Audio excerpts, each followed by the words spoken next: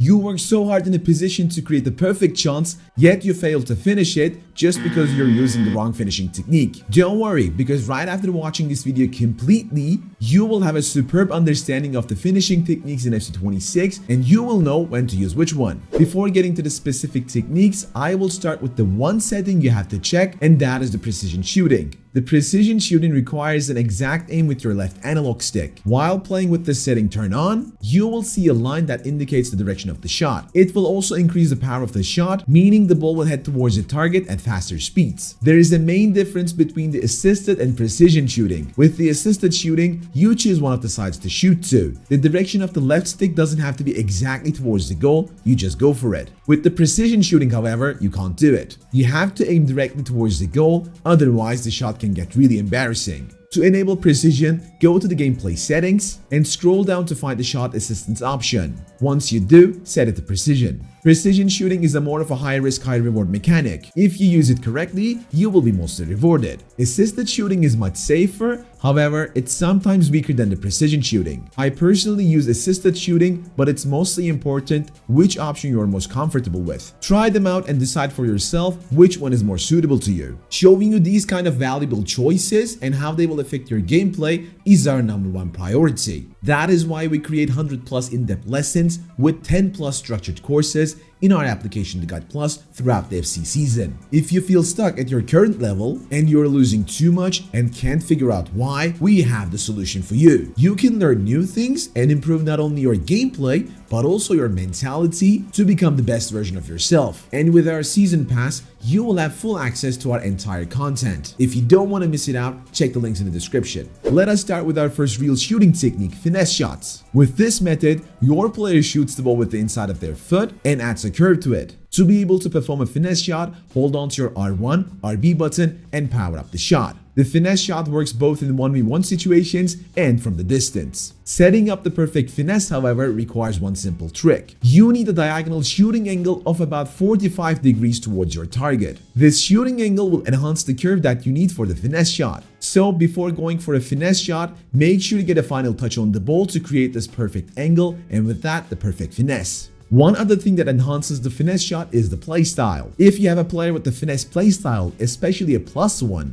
you can think of going for the finesse even from the long distance. I would strongly suggest powering up around 3 bars when you are going it from the distance, and between 2 and 3 bars when you are taking the finesse from inside the box. As seen as in the example, I'm heading towards the goal straight forward, seeing the keepers closer to the near post. I may need to shoot the ball towards the far post, but I don't have the angle. With a simple ball roll, I create the first step of having a diagonal angle towards the far post, take one more step, and then go for a finesse shot with a power between 2 and 3 bars, which ends up perfectly, and I extend my lead already. Next up, outside foot shots, aka Trivela.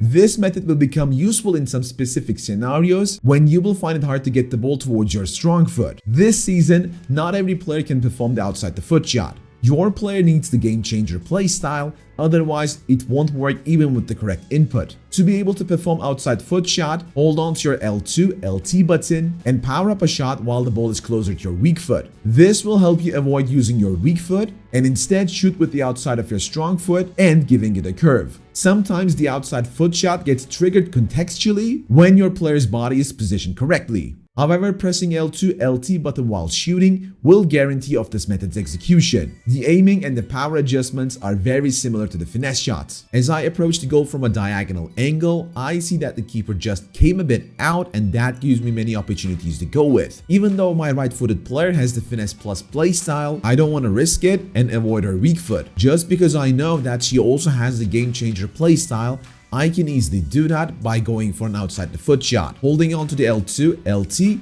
aiming for the far corner, and powering up around 3 bars of power will do the trick, and I score the goal. Sometimes you need power to break the keeper, and power shots provide that. To be able to execute a power shot, hold on to your L1, LB, and R1, RB buttons together and power up the shot. Aiming with your left analog stick is extremely important as the power shots gets aimed manually. If you don't aim correctly towards the goal, the power shot can go out wide. Make sure you're aiming for the corner you want to go for until the end as you're executing a power shot. Your player will also need some time to prepare for the power shot and becomes vulnerable for tackles in that time. You either need some space and time before going for the power shot, or a player with the playstyle Power Shot Plus. Power Shot Plus extremely reduces the time you need for this method, and you shoot the ball rapidly with your player as if you were going for a normal shot. Now here's my favorite part, the low-driven shots. Since they have been reworked this year, they have a brand new input, and I think they are the most broken mechanics with the shooting in FC26. To execute a low-driven shot, you power up the shot,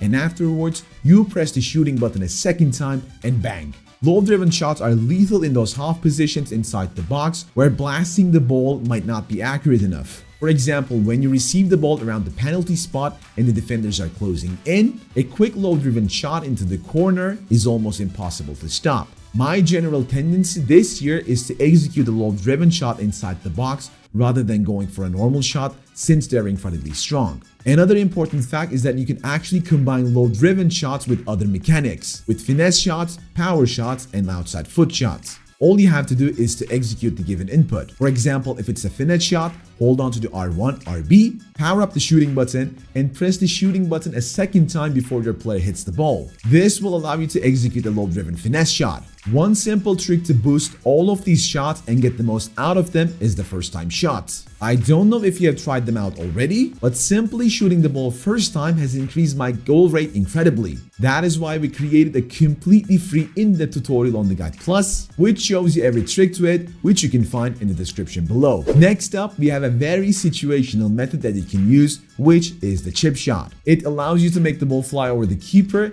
if they tend to get out of their goal. You need to hold on to the L1, LB button while shooting to be able to chip the ball over the keeper. The ideal time to go for a chip shot is when the keeper leaves his goal and run towards you. Once they overcommit to their pullout, make sure to chip the ball away from the direction that they're coming from, either towards the center or towards the far post, so that they won't be able to get a touch on the ball. That means left stick input is super important. The power adjustment should be between 2 and 3 bars. Last but not least, another shooting technique that needs to be manually aimed at is the header. If you don't aim at the goal while going for a header, you can easily miss it, and this is why you need to be really careful with the left analog stick input. Again, make sure you exactly point out your target while going for the headers. Here I cross the ball in, and while the ball is mid-air, I already point out the side I want to put the header to and stick to the left stick input even after that. The left stick consistency is the key here. You might also encounter a problem where your players try to go for a volley instead of a header, but you can simply force your players to go for a header with the header on demand mechanic. When the ball is in the air, simply hold on to your L2, LT,